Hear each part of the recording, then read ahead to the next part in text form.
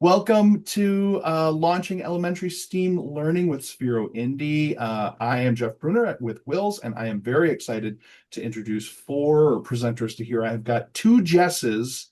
Well, you got a Jeff and two Jesses, so that's pretty good. I've got Jess Williams and Jess Kosinski both coming to us from Sphero, and Kara Turner and Liz Langer, who are coming from some of our WiLS member districts. And I am going to stop talking very quickly and let them take over. Over to you, Jess. Oh my goodness. Hi, welcome everybody. You may have heard of us. We are Sphero. We specialize in pre-K to 12 robotics and STEM offerings to provide, learners with those hands-on and immersive experiences that really create that spark for lifelong learning. I am Jessica Williams, Jessica like the rabbit. And I started at Sphero exactly 1 year ago today.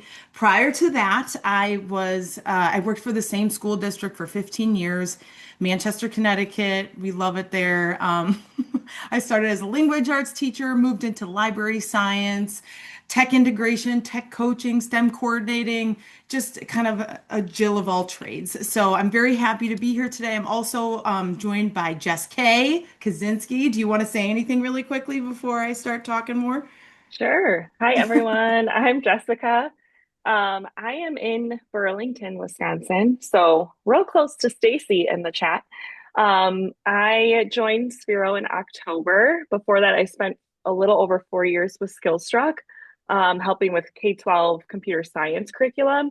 And before that, I was an innovation coach in the West Dallas, West Milwaukee School District for 5 years. We're very similar, of course, to what Jess was doing, using a lot of Sphero products and other 3D printing technologies in our libraries. So really coming from the same space as probably many of you who are joining us, also nearby. So if you ever need support, please don't hesitate to reach out to me. Since I am newer to the team, always willing to come see what you have going on in your schools as well. And you want people to stick around to the end because we have kind of like some kind of code for them or something, Jess? Yes, we do have a special code for you all Okay. today. Okay. So here is in our time today, which is going to go by so quickly. Here's what you can expect to learn. First of all, I was curious what you all knew about Indie, what your familiarity. So I'll explain very basically what Indie is, why it was created as a tool to help those early learners develop their computational thinking skills. I'll also share with you some ways to introduce Indie to your students, as well as some lessons and resources for integrating Indie into your classes.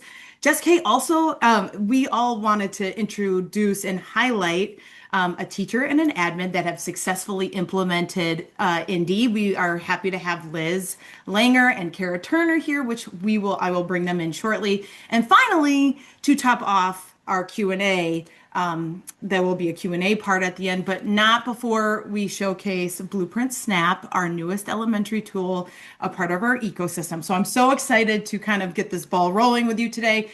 If we were in person, I would make sure all of you had indies in your hands. I would have you get a student kit, a partner. I'd give you 10 minutes to play. You would figure out how indie works, and then we would come back and have a little debrief.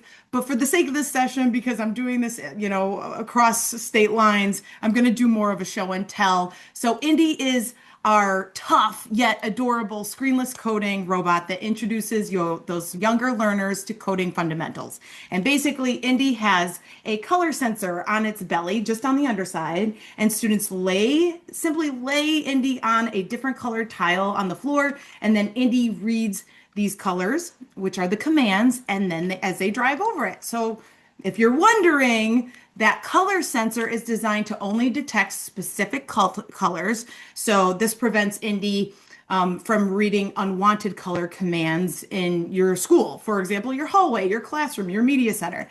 The motor on this little bad boy is very, very tough and durable thanks to these safety clutches. If a student is accidentally grabbing Indy by its wheels, it's not going to damage the robot. And if Indy's rolling along and you want it to stop quickly, if you just pick it up and tilt it at 45 degrees, it will stop. My 3 and 5-year-old at home are pretty aggressive with Indy, and as you can see, it's pretty decorated and ready to rock and roll. It's still hanging strong. And charging is also a question that most librarians, educators, and administrators ask about Indy, it is designed to last all day. You can charge Indy individually with a USB cable, or we have a charging case, which is on the screen right now. When you buy an Indy, it comes with some really cute sticker packs so the kids can personalize it. Now, you probably already knew a lot of this stuff, so I just wanted to make sure we're laying the table and the foundation. So, how do we get started? Indy is ready to use right out of the box. You don't need any laptop, iPad, any device to get started. You just simply, oop, I'm going to do some toggling so you can hear. You just hit this little power button on the back, and then you set it on a green tile. You'll hear it start to take off, boop, and you'll get ready to go. So basically there, I'm going to toggle off this so you don't have to hear all my noises. But basically, like I mentioned before, Indy has a color sensor on the tummy. I tell students Indy's Indy's language is color, and each color affects Indy's movement. One of the pro tips I like to tell teachers, it's, as you can see on the screen, this is like a little cheat sheet. You probably wouldn't want to post this for your students because you want them to figure it out for themselves. But if you're trying to get your students to remember which direction Indy's going to turn, pink and orange are warm colors, and then the blue and the teal are cool colors. And when you're debating with someone, you want to be right, and it's cool to be right, and the blue and the teal will make Indy turn right. So that's just a quick little tip for you all. Now, in case this wasn't clear, you can use Indy on a tabletop. I think it's best used on the floor because students can move around and put those color tiles everywhere. But I like to tell teachers just a little pro tip. You can put the tiles pretty close together. I like to do a couple hand spaces apart. Some teachers like to get creative. They like to make their own grids or poster paper. Sometimes you don't even need any grids. You just want to use the tiles on the floor. Liz, I've seen you do that many times. And we also sell some mats, some Indy code mats. So on the right side of the screen right now, there's one side is just a plain grid. The other side is Indy Land, which comes with these like literacy cards. So think letters of the alphabet and also some sight words. So we have so many activities that correlate with this that you can use with or without the mat. And I can share that for you at the end and all the resources. I do want to point out too, this doesn't have any audio, but we do have, just this fall, we shipped out our new Indy folding code mat. We know that teachers don't have a lot of storage space, and you can buy one of these folding mat kits. 4 of them come in and they collapse really, really small in the little box. They come with these reusable cling stickers, and they're very, very fun. Jess, if you have the link to that, it's in the resources section of Sphero Central if you want to share it, but it's very fun. So we often get asked, why was Indy created? Now, before a kid learns to type if-then statements or create loops or variables in a computer program, they need a really strong foundation and lots of practice breaking down bigger problems into smaller parts and identifying those patterns and creating step-by-step solutions. This is called computational thinking. And people use computational thinking all the time. It's one of my favorite examples of computational thinking is when you make your coffee in the morning. First, you break down that really big task into smaller steps. You recognize that it's similar to other things you make in the kitchen, like tea. You focus on your creamer and not the ketchup. That's abstraction.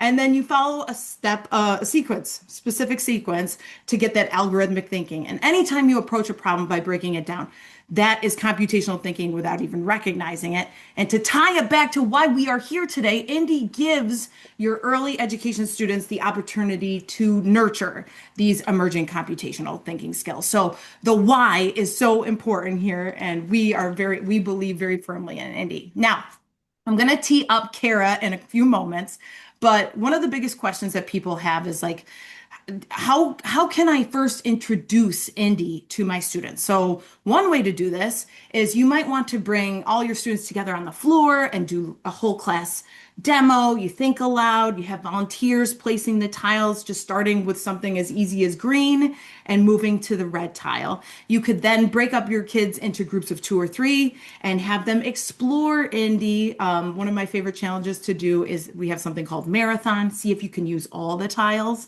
in Indy to make the longest path. That's a great start, but instead of turning the kids loose, you could send them off to start exploring indie with challenge cards.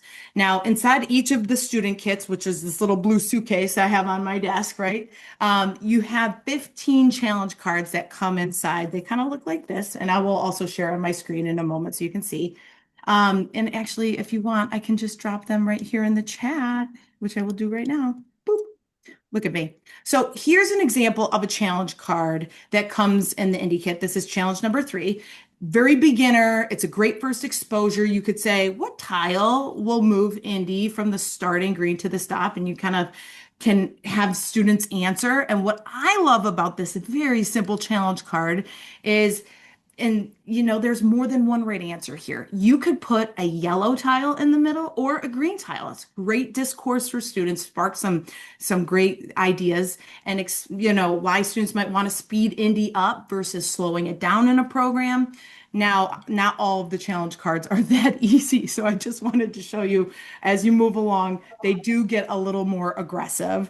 I know that Kara, I'm going to take a quick moment to throw it over to Kara. She's the Director of Informational Technology at Brown Deer, and I'm going to have her share how her teachers in her district and schools have used Indie and like how they've introduced it. So you tell me what you need, Kara, and you're in charge now. Absolutely. So we've used them primarily K3, and we've used it in our STEM class. This year is the first year that STEM and library are integrated together. So my librarians are teaching STEM elements, and so what we did, and we actually launched Indie yesterday because we were doing a thematic unit with robots, and so we're talking about robots and different kinds of robots and what robots do. So we read a story about robots. We did a nonfiction read-alike in terms of like robots that we know in our house. And again, to kind of introduce just the different parts of Indie. And so, just as Jess mentioned, like the tummy has the sensor. We've got headlights. So we just kind of introduced the basic parts of what Indie is and what it does. And then we asked the question, and this is for kindergarten, for example, we just talked about when we're in a car and we're at a stoplight, and what does green mean? And green means go, right? And if we're at a red, at a red light, what does that mean? We stop. What color is a stop sign? When we have to come to a crossing, and so we say, well, crossing, signs are red. And then what is so if we're going down the road, and then we talk about what a yellow light is, and the yellow light comes on, we either slow down or go faster. And we're like, well, let's slow down first. And and so my dad, we had a little kindergarten, like, my dad says go fast. I was like, well, sometimes you have to. This is real life, people, real life. So we just talk about the colors, but my point is that this is my, we had my librarian who never has zero experience with Indie, okay? And again, just giving her a couple of slides of information, the resource book, and when, Liz has a program where her teachers are actually teaching the lessons. And again, the entry level is, and not to say that it's so easy, but it's very low and low stakes is I guess what I'm saying. And so when we're really starting to think about what, for littles especially, what computational thinking is, and then when we get a little harder and we start to talk about coding and variables, as Jess had mentioned, we just say, but guys, you've done this before. You remember when we used Indie? This is computation, this is coding. You just didn't know you were doing it. And so in my first, picture here, what we did was then we talked a little bit, we just kind of introduced some of the colors and the basics. And then you kind of just say, mess around and find out. Go see what the colors do. See what you can explore. And this year, my librarian actually took a mat card, and we had little stickers then that they had to Velcro. So the kids could explore, go means green. And so we had Jess's board, her little cheat board. But then they had 8 little Velcro stickers then that they had to put on those boards. And I can find it and maybe share it out with Jess as well. But then, so the kids then went through and they identified what all those little things were. But previously, what we've done is we've just let the kids take a subset of the colors and an Indie car, get on the floor with a buddy, and just play around and find out. And so in this second slide, I think it's they're 9 seconds long, I think is what they are. Do you want me to press play? Sure, go for it. Okay.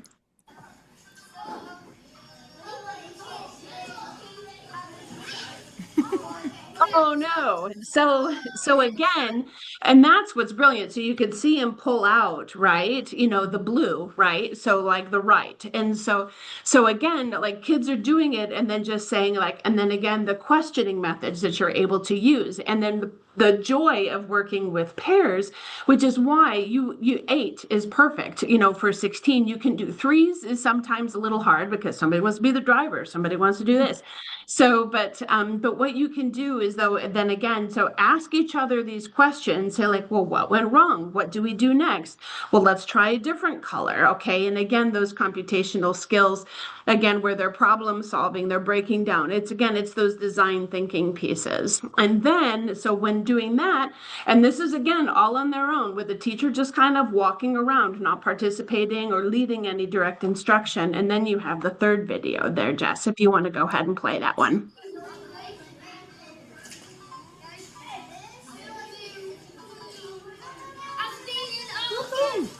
And then you get the happy dance. Yeah.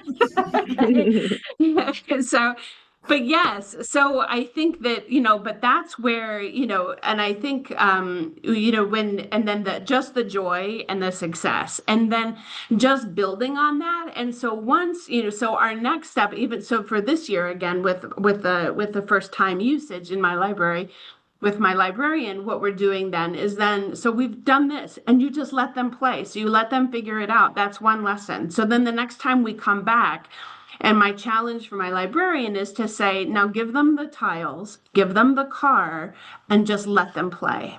And then we'll move to the challenge cards.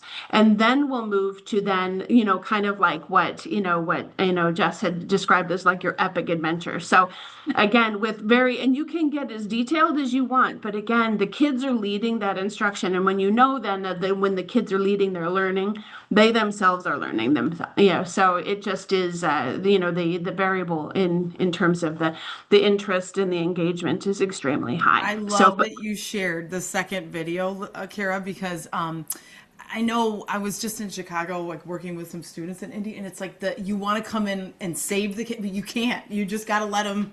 Oh, that was wrong. What are you going to try now? Kind of a thing. And it's so good for their brains. Yes, exactly. It's like opening the wrong door. Oh, I opened the wrong door. So what door do you need to open now? Like, well, I don't know. Let's try a different door. Yeah, absolutely. So yeah, but that's how we just very low stakes entry. Yeah. I love it. I can't thank you enough for sharing this, Kara. Absolutely. This was perfect. If you decide you want to introduce students to exploring Indy that way, I did want you to know that we have our own challenge cards, but we know that teachers are super creative and they want to create their own Indy challenge cards. So we have our own slide deck template for you. It's just you make a copy of it and you get to creating. Jess, I don't know if you want to pop that into the chat for me. That would be huge and helpful, but I'm a huge fan. I just used this template to make like a turn Indy into a bee, and then it has to like pollinate flowers. So that was like a really fun way to use this template. Moving in, you know, so thank you very much again, Kara. Once students have an understanding of Indy's kind of directional commands, there are a lot of ways you can use Indy moving forward to support literacy and math. So I'm going to start with some of the literacy. Here's some examples. I want to get a little deeper into how this can look in a classroom or in your library or wherever you may be. So first up, we have the print concepts and letter identification. So you can have your students lay out tiles to make Indy follow a path of a letter. Or if you're looking for more of a challenge, you can do alphabet exploration. And the students can program Indy to travel through a course arranged in ABC order, alphabetical order, just reinforcing letter recognition and sequencing. I am a big fan of having students like identify uppercase letters, for example. So you can ask the students to make a path to make Indy get to a letter. Once they get to the letter, they have to say, and what letter did Indy find? You can ask students to explicitly make a path to the letter N. And to make this more difficult and to amp it up, you can increase the field of letters on the grid or on the ground, whatever you think your students need. Another variation is just having students match uppercase and lowercase. Moving on to phonological awareness. For this activity, you want students to isolate and pronounce the initial, the medial, the final, and the three, phonemes of cat. And this example shows that you can have Indy driving at a slower pace using those yellow tiles and giving time to isolate and pronounce these consonants and vowels. And in this example, you can swap out, once they have a little bit more proficiency in isolating and pronouncing, you can swap out the yellow tiles for the green tiles. So it's a faster pace, hopefully encouraging the students to decode faster. One more on the phonological awareness. You could use Indy to help students blend and segment onset and rhymes in single spoken words. Here is the app. So map, cap, lap. Very fun little thing here. I love a good example, and one of my favorite teachers down in Texas is Wendy Turner. She's a STEM teacher, and in this activity, she's teaching pre-K students, and first she's introducing Indy as a whole class demo. She's talking about Indy as, language is color. And then the students get to code Indy through a maze while practicing their rhyming words. And this was all done last year during St. Patrick's Day. So there was an old lady who swallowed a clover, and she used this activity to reinforce the rhyming words in the book, which was their class read along, which I thought was very clever. And the kids and she just made hers out of black paper and laminated it. I thought that was very clever. Next up, you can use Indy for phonics and word recognitions and sight words, so having them just drive. Similar to mentioning for decoding, you can have it for fluency practice. So students start by pronouncing each word slowly and then focusing. Then you switch out those yellow tiles for more green. Here's an example of some students doing this I'm sorry, I just realized that you could probably hear my mouse clicking this whole time, but here are students in Miami practicing this fluency activity.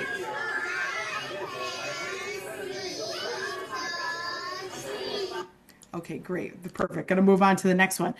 As a former language arts teacher, I love story time. One of my favorite ways to incorporate Indy into literacy lessons is through storytelling. So here again, I was down in Miami. A kindergarten class was reading the story Three Billy Goats Gruff. And in the story, these three goats are trying to cross a bridge that's guarded by a troll to reach a meadow. And they crafted the scene out of cardboard and construction paper. They decorated Indy like a goat. And if you can see on those chart papers on the door, they were focusing on studying setting, characters, problem solving. And this is when they figured out that they could use 3 green Indy tiles to make the goat go really fast. And they are very excited about it. So she was leaping for joy. Again, and you can recreate this activity is very easy to reproduce. In this picture, the students were reenacting the 3 little pigs. So they were practicing storytelling. They transformed Indy into the character. I've seen another set of students have 2 sets of one Indy was the wolf and the other one was so all different storytelling tactics. They pick a section of the book to tell out the story and have them work through the path. I thought it was really clever how this teacher was challenging the students to find a way to reuse one of the tiles. So how do you create a loop within your program? And then I thought that was really clever. So this one, actually, they made it through, which I thought was great. So Indian storytelling, you can't really go wrong. There also are a lot of ways that you can integrate Indy into your math. So if you think about number identification, shape identification, I think this just makes learning fun. It helps kids slow down with the concepts, spend a little bit more time. The worksheets are important and getting all that, but getting hands-on is also great. So for example, in this activity with counting, they're practicing by ones. But you can have them do 2s, by 10s, by 25s. And you can see at the bottom of the screen how they're starting at 4, 5, 6, 7. You can, another example, basically have students pull 3 random numbers from a pile, then have them calculate the solution. So, and again, we have all of these lessons, which I'm going to share with you at the end. Again, another example from a kindergarten classroom. Here, students are practicing their number recognition. You can see them working on a grid on the floor, and they're identifying numbers they have to count tallies, they have to count fingers, 10 frames, and I believe they have to read the word. And the answer that they got corresponded with a specific color tile that they had to put down on the mat. So clever, so active. quite amazing. Speaking of clever, I do have to introduce now Liz Langer, who's an expert when it comes to integrating Indy into the classroom. Again, Liz is a STEM teacher, so she basically creates and packages the STEM lessons for all of her teachers, and those teachers have to deliver them in the STEM lab. So it's a very unique situation. I'm going to send it over to you, Liz, so you can get started about how you use Indy in your classrooms. So, yeah, so as just mentioned, we have a program where I design all the lessons for early childhood through fifth grade, and the teachers deliver the lessons. And what's positive about that is that the teachers are coming to me with ideas. And one of the first ideas that I want to talk about is Jess mentioned how, you use Indy in math and language arts and things. What I love about Indy is that it's not a standalone it's not a standalone subject or project.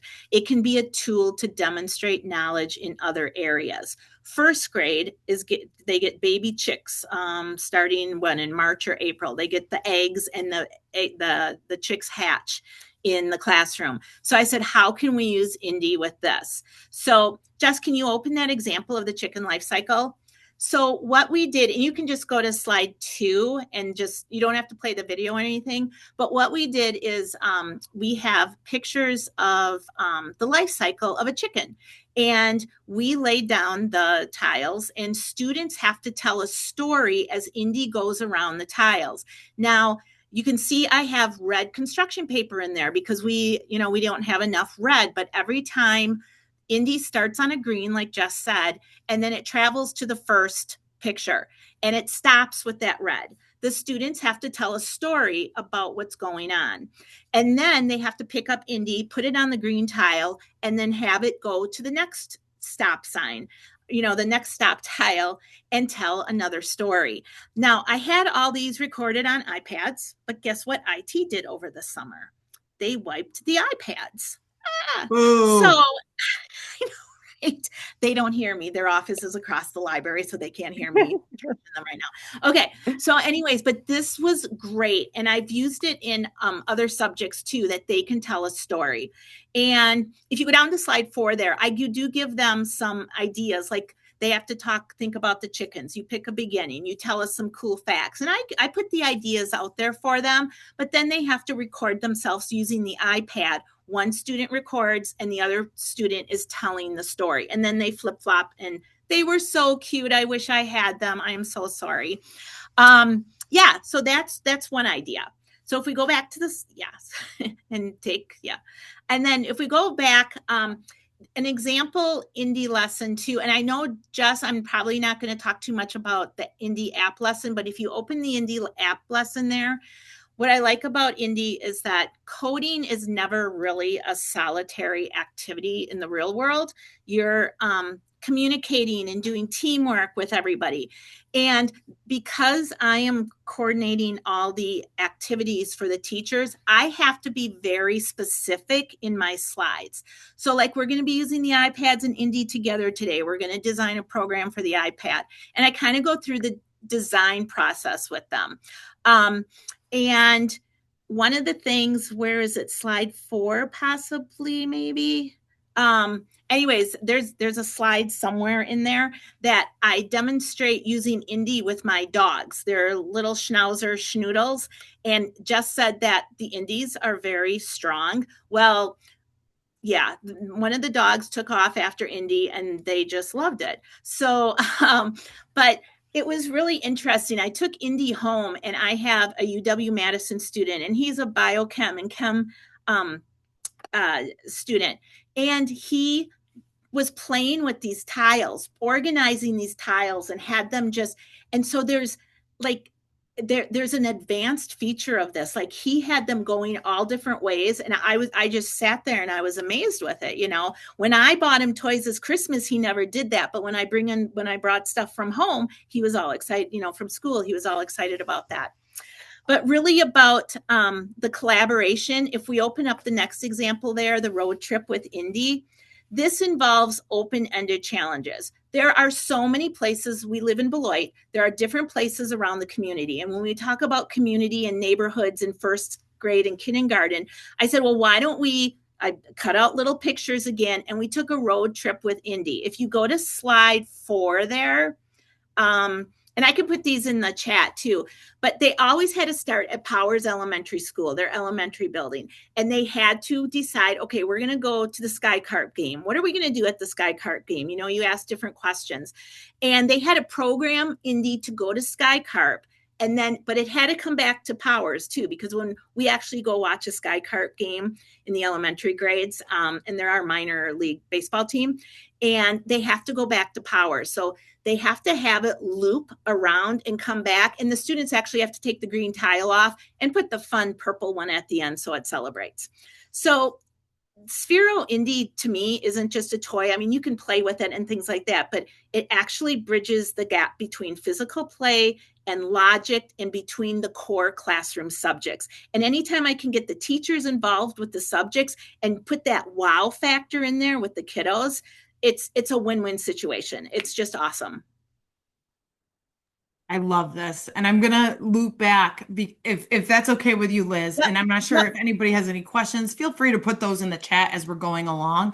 But like just these 2 lessons between the science with the chicken and then just like understanding, I love the community center. It's beautiful. I love your examples. They are so wonderful. And I'm so grateful. I want to just very quickly and stay with me, Liz, because Yep.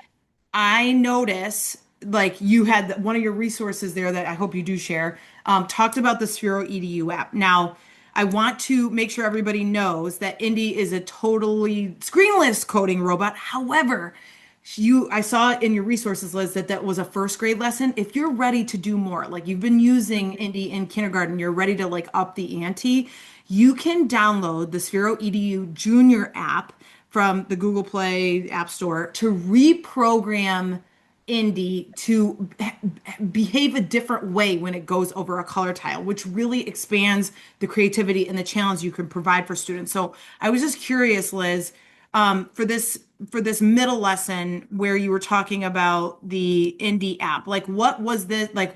I see here you put all the examples. Like I love how you provide the teachers step-by-step directions on how to what to press, and you just have the teachers present this on like a whiteboard, right? And they go through it step by step. Correct. But Correct. any pro tips about using the Indy app with students? Anything you want to share? So we have some, you have your kiddos that, are like using the tiles, and you can just tell the way they're thinking. They don't need the little cheat sheet of pink goes this way, blue goes this way, So this is actually like, I do have the whole class do this. We introduce it with this lesson, but then like with the chick lesson, they could actually and the teachers know their kids. That's another reason I love our program is the teachers know when they can push the kids a little bit harder.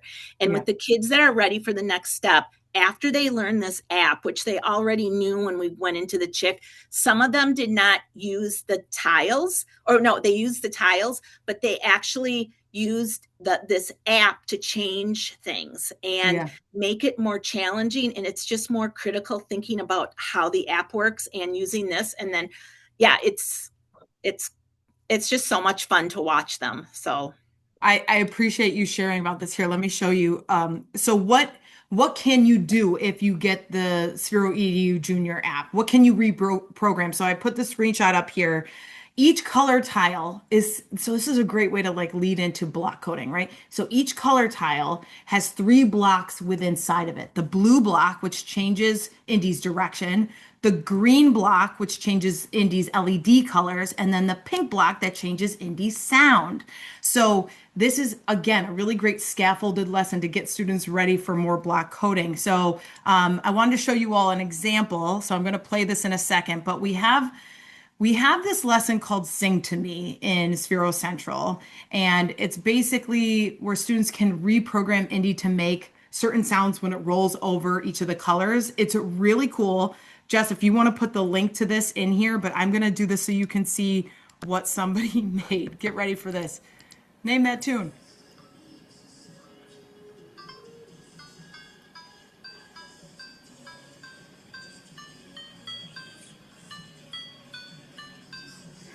It's supposed to be the Ice Cream Man song. So it's, at least that's how it is in the Northeast, which I'm a big fan of.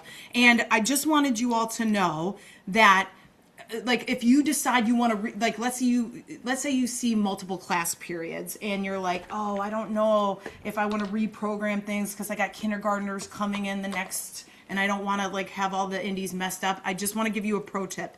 To reset the indie, it's so easy. At the end of the class period, all you have to do is press and hold the power button for like 3 seconds. Listening. That little sound resets the indie back to its like factory settings. So just doing that at the end of your first grade lesson to do, it's so easy to get that party started. So I just wanted you to know, if you're ready to go to the next level, the Sphero edu Junior app is where it's at. We know your time is valuable as educators, as leaders in your building, so we've got you covered when it comes to the resources. I mentioned this before, but when it comes to more lesson support, I cannot emphasize this enough. Please head over to Sphero Central for indie lessons, resources, inspiration. Sphero Central is the hub for teachers for not just indie, but for all of our Sphero robots and STEM tools.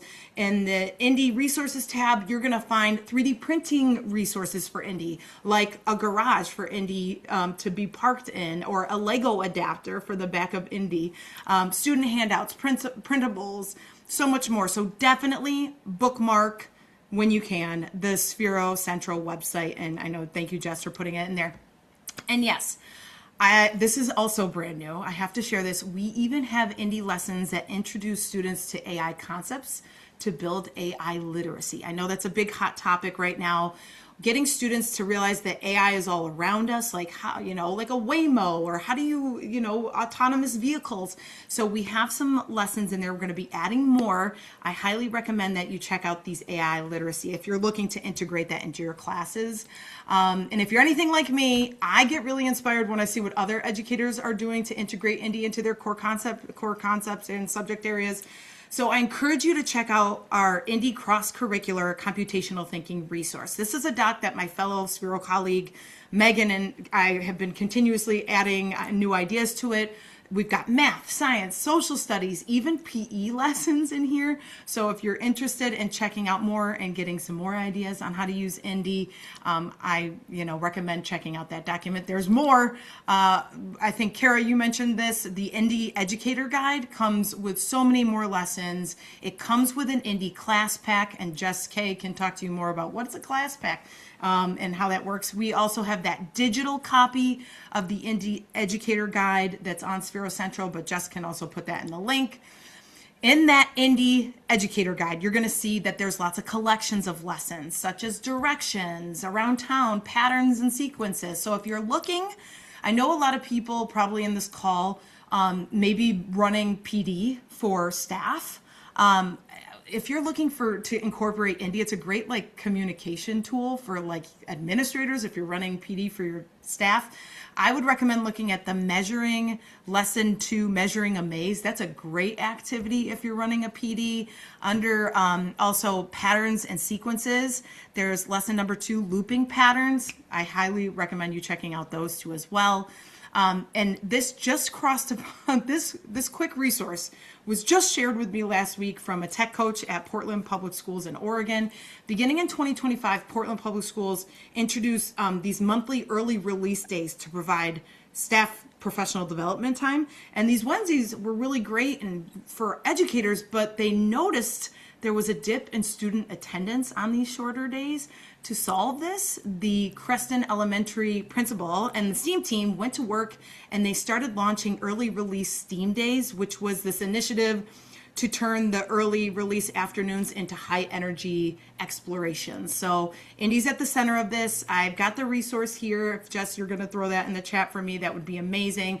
But it's just a good example of how a district was using Indie to meet their goals and improve student outcomes in their instructional framework. Now, I still have more resources, and this one's a doozy, so buckle up. A huge resource. If you're looking for more activities, think multi-day projects with Indie, because sometimes, there's great one-day lessons, but maybe you want to do more. I highly suggest you check out our previous Sphero Global Challenge Indie missions. For those of you who don't know, Sphero Global Challenge is our annual international competition where students get to dive into real world problems using Sphero robots. Indy's one of the robots that we feature in this competition. And what's neat is that each season we throw out fresh mission objectives, and these challenges change on which robot you're using. A great way to use Sphero Global Challenge in class is to have your students complete previous year's Indy missions. And seasons 2, 3, and 4, which are Community Heroes, To the Zoo, and Indy Undercover, are completely free. And season 5 is going to be unlocked very soon. Jurassic Journey. I know so many kids that are obsessed with dinosaurs, but if you're looking for longer term projects, I highly recommend you checking out the Sphero Global Challenge because they are so much fun. They come with rubrics, they come with teacher guides. Get ready to rock and roll. Currently, right now, we're in our 6th season of Sphero Global Challenge called Outdoor Adventures. It's all Indy's a park ranger, and the students have to research, national parks and parks around them. The registration for this season closes February 2nd, so it's kind of coming up soon. But I wanted to show you that that's something that you can look forward to.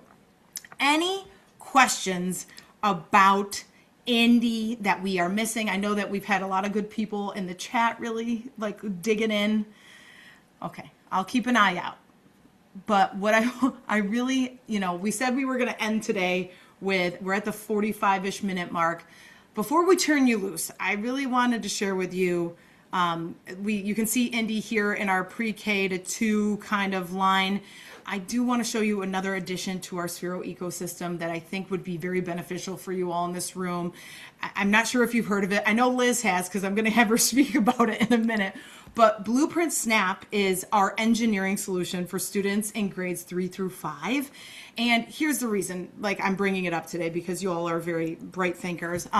We created Blueprint Snap because we wanted to address some of the challenges that schools and districts are facing when they're trying to implement engineering solutions. So for example, when I was a teacher and I was running my makerspace classes, I would teach with consumables like pasta and straws and planks, and it was fun, but it was hard for me to know if I was truly hitting key concepts that my students needed to transfer, like gear trains or levers or pivot points or mechanical advantage. And, if you have teacher turnover, bringing in products, it can be hard to get people started, we don't want to complicate things. We want things to be ready to use right out of the box. And also, when it comes to engineering, especially at this young age, you want to get students engaged with it and build their confidence so that when you are starting to think, whoa, where are they going? Are they following a CTE track, hopefully, or something along the lines? They have that good foundational base. And then also just, when it comes to engineering solutions, it's a lot of purchasing and volume of materials. So that's where Blueprint Snap came in. It's our fun and approachable prototyping solution that allows students to go through that engineering and design process with hands-on lessons that are, aligned to NGSS and STEL standards. Now, I don't know about you. So again, I ran makerspace classes. I ran clubs, student-led clubs, all of our lessons that come with Snap. So the kids are building hand-on. They are rooted in the engineering and design process. And I found that to be very important. I used the engineering and design process when I was leading my classes because it gives the lesson structure, the structure necessary for creativity to move forward with intentionality. Because a lot of times when kids or people were walking by, you want to make sure that there's those guardrails because the creativity is great, but we want them to also be learning some key things. So what makes Snap so awesome? First of all, it's screen free. Students can get their hands on it right away. We really wanted to set teachers up for success by providing those standard aligned lessons where the students are tasked to creating structures and inventions using the Snap that meet a set of success criteria. For example, they need to create a stable tower that can hold 50 grams at the top. And each of these lessons are meant to be built, learned from, and taken apart within a 45-minute class period because we don't have time to buy and store all these things that are being built in the classroom. The pieces are reusable. I remember when I was teaching and I would spend so much on consumables like duct tape and hot glue, and it was super creative, but I always felt bad about the waste and worrying about, if they were getting all that mechanical concepts. So if you're wondering where SNAP can be used, it can be used in those STEM classes, your library, your makerspace, enrichment, after school programs, in the classroom, and also it can be used with Indy if you want, but we'll talk about that later. What comes inside the blueprint kit? Well, one bin has 288 parts. I suggest that 2 to 3 students per kit would be more than enough. Here's a closer look at what comes inside. It's everything you need to teach those mechanical engineering concepts with a ton of creativity. So right here at the top, you see our trusses and weighted trusses in a variety of shapes and sizes. They are the main building components. I wish I had Snap. Snap is so new that I don't even have all the beautiful pictures of it yet, but you'll see here we have connectors to put it all together. We have pulleys and hinges and turntables and shafts, which look like, ooh, I have some of these. Look how beautiful. This is a 3-pitch shaft, I believe, right here, and build plates. And look at this. What can you build with it? Well, what can you build? These are some of the things that you can build. This is a lesson called Drawing a Bridge Lesson. And here students use that engineering and design process to create prototypes of drawbridges that meet the success criteria. So, alligators can't attack everything. Also, what comes inside the kit is we have the super cool ring tool. Look, I have 2 of them in my hand right now. Look at this. It looks like a Sphero head with like this shaft on the end of it. And in these sketches, you're going to see how the engineering and design process was used to create this tool at Sphero, which I think is always a fun story. This was specifically designed to help little hands construct, and they can put a connector like right through it on the top and use it to put trusses together and connect trusses together. But it also can be used as a removal tool, which is that GIF in the corner you see right now. Here's an example of what's it like to use Snap. Now, this is where I really get excited because this is where even more creativity comes out. In these pictures, you can see that there's cardboard on top. And in my hand right now, I'm using one of the cardboard clamps to add some extra creativity to my inventions. So here's what it's like to use Snap. Just like Indy has challenge cards, so does Blueprint Snap. There are 15 Snap challenge cards to help the students get familiar with all the different pieces in the kit. So on the screen now, you're going to see an example of challenge card number 11, which is winching, teaching students how to that's like very Paw Patrol. There's like a winch in Paw Patrol. I have a 5-year-old. You'll see it will tell you in the beginning, the Snap parts are needed for the challenge card up at the top right here. So these are the parts needed. Then there's the Learn section. It teaches them about the new Snap part that they're going to use. So that's the Learn section.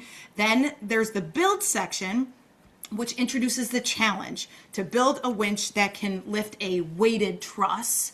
And then finally is this Explore section where it presents the students with the opportunity to get creative and extend their build, which is so much fun. Great way to introduce Snap to students. When you're ready, we really wanted to set teachers up for success when integrating Snap into their classes. So we have those lessons. We have every lesson comes with the teacher guide, lesson slides, and a student handout. So what you're seeing right here is one of our lessons called Toppling Towers. The teachers look at the lesson guide to see how to run the lesson. It kicks off with a short Snap build where the students build a tower prototype and they investigate the stability of the tower. So they put the weight on the top, then they flip it over and put the weight on the bottom, which is more stable. Then the teacher can use the provided lesson slides that we give to introduce that concept of center of gravity, that natural balancing point. And then the teachers provide that open-ended challenge to students where they have to meet the success criteria, where they have to create a tower that's at least 15 pitches tall. They have to have a weighted truss in there at the top and it can't fall over easily. This is where they get that student handout and the students have to start designing their prototype. So it's all very structured, all very built into the design and engineering process. You might be wondering, okay, how many lessons does this come with? Remember, these are all free and you can check these out on Sphero Central. I'll have Jess drop it in the link. Go over to Sphero Central, check out the Snap lessons that we have. We have Strong Structures, which is a collection of 5 lessons.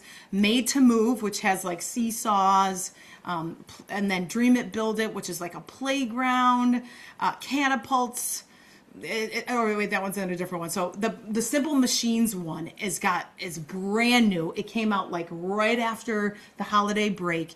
Those 6 lessons have catapults, marble runs, foosball, all tied to Simple Machines. So getting your 3rd to 5th graders like really understanding the concepts in with these hands-on ways. I'm just so excited. Again, all of those resources can be found on Sphero Central along with the Snapopedia, videos, and so on and so forth. Liz, I'm going to turn it over to you because you purchased Snap really recently and have started using it. So I'm going to stop talking. How have you been using Snap? So last week was our first week with Snap. And so it was all introduction. This slide you're looking at right now, I call these guys my future engineers. I went into a 4th grade classroom, and usually when I introduce something new, I go into the classrooms and kind of co-teach with the teachers. What I like about Snap is that the pieces are so easy to take apart, and the kids aren't afraid to fail. They can fix, try again 5 times in one class period instead of spending the whole time in one build. By making it so easy to build, and it's so easy to build, we make it safe for them to fail, right? Our students aren't getting frustrated by designs that don't work. They simply snap it apart and try again. And this is the engineering design process, the prototyping, the testing and improvement. And beyond that, you see collaboration. These students are negotiating, communicating with one another, solving mechanical puzzles. You build the base, I'll build the support. When a structure collapses, it becomes a group puzzle to try again.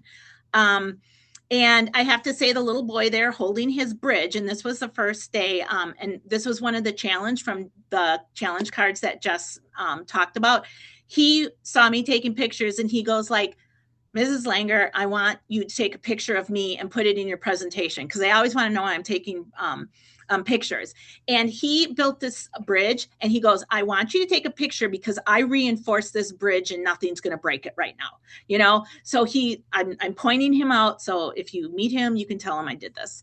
But so if you go to the next slide, then I just wanted to talk about that Sphero Central is like my secret weapon for my lesson planning. It provides everything from tutorials, step by step, giving me the tools. When Jess showed you those challenge cards, I take screenshots of each part of that challenge card, put it in a slide for the teachers, and the teachers go through each part. And I'll put it in a link too. But so the STEAM curriculums led by the classroom teachers, last week was the first time they saw it, but because the slides and because of Sphero Central, they make it so easy to do these lessons.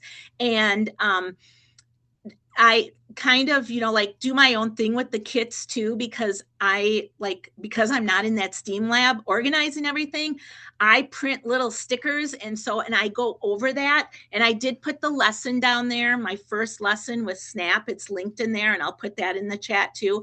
But when you go to that lesson, you can see how the kit is organized, and like the yellow goes in the yellow. I have the bigger parts, and I just kind of go through and tell the teachers, okay, like pass out the bin, make sure you leave the lid on right now so they aren't playing with things.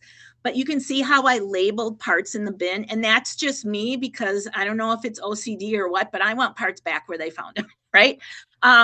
And like they like to borrow. Sometimes I find, parts, but so we just go through, and then I take those challenge cards. Now, last week, Jake, I think Jake's part of Sphero too. He sent me the new lessons that are on Sphero. And I don't know if Jess, we probably don't have time, but when you go in, you can actually manipulate the build so the students can see what they're building. But yeah, if you haven't explored Sphero Central, everything is absolutely there that you need. Thank you for sharing this amazing resource too. You mentioned something about like being very particular about putting things away. I want you to know that in November, I went to Chicago and I was working with students using Snap. I only had 20 minutes as the kids were coming in and out. In 20 minutes, I was able to introduce Snap, show them how to build with it, and and have them take them apart. 20 minutes. That's all I had, but they were ready to rock and roll with it. I actually have, and Liz, thank you so much for sharing, but let's see if you all can hear it. I don't know if I have audio on this, but when I was in Chicago, I was having students, oh, I muted it because I was like, why not?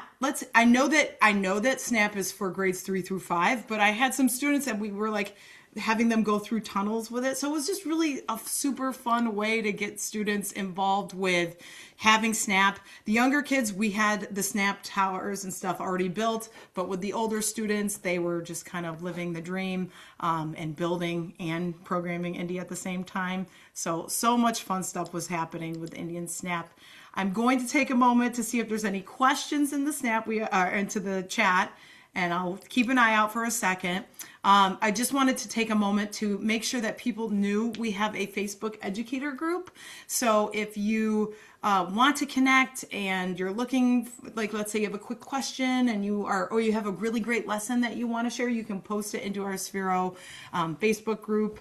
I pop into there frequently with some of the other solution architects. So I'm just curious if you are looking to connect, share, or inspire, you can pop over there. The link is right, I can grab it right here. And then the last slide, I am going to send it over to Jess K. But a huge thank you to Kara and Liz for presenting and really rounding out this presentation into the best way possible. And Jess, this is you. Go for it, girl. Yes, thank you everyone for sharing. I know there's a ton of resources that we shared, some created by Liz and Kara, but a lot of them that we shared are housed on Sphero Central. So just reiterating, like you saw so many links. So if you're overwhelmed by that, just hop over there, click on Indie and get started with there. If you do make any purchases this year, you can add a promotion code and we're going to give you free access to a self-paced professional development for Indie. So if you are inspired to continue to really explore and develop and learn how to use Indie to all of its magic, you can get some access to that professional development, and we'll follow up with that code and some information. I know Jeff will kind of share that for us as well, but just wanted to shout that out so that you have an additional resource to support you with your use of Indie. That's it from us. I don't know if Jeff comes back. Oh, 1 minute to spare. We did it. We made it. Thanks, Jeff, for having us. Oh my gosh, thank you. What an amazing presentation about Indie. I'm super stoked about this thing. I don't know. I think everybody should be looking at not just Indie, but all the resources that Sphero has to offer. But certainly this, I have to say my mind was blown. When I heard it playing music or it's like singing, I was like, wait a minute, this thing sings. So I think that I've gotten kind of excited about play as a vector for learning in the last year or two. And I think this fits right into that wheelhouse. So thank you so much to everybody for joining us today and showing us around Sphero Indie. I haven't seen any questions come into the chat. I will just remind you, of course, that's why Sphero's here with us today, is that Sphero is a WiLS vendor partner. So please do check them out on our website, check out all the resources. And if you're watching this on the recording, chances are that you got to the recording through an email that's going to have all kinds of links about all the cool stuff that you can do with Indie at your district. So thank you to everybody for joining us today. Any last words before we wrap up today? Just thank you. And don't forget to use that WiLS training code if you decide to do anything. Right, Jess? Yes. Yep, we'll have WiLS. We'll also have that code in the follow-up email as well. Reach out to us here at coop@wils.org if you've got any questions for us. And as Jessica has put here on the slide, reach out to her at jessica.kosinski@sphero.com if you've got any questions for her. Thanks again, everybody. Thanks for our viewers for coming, and have a great day.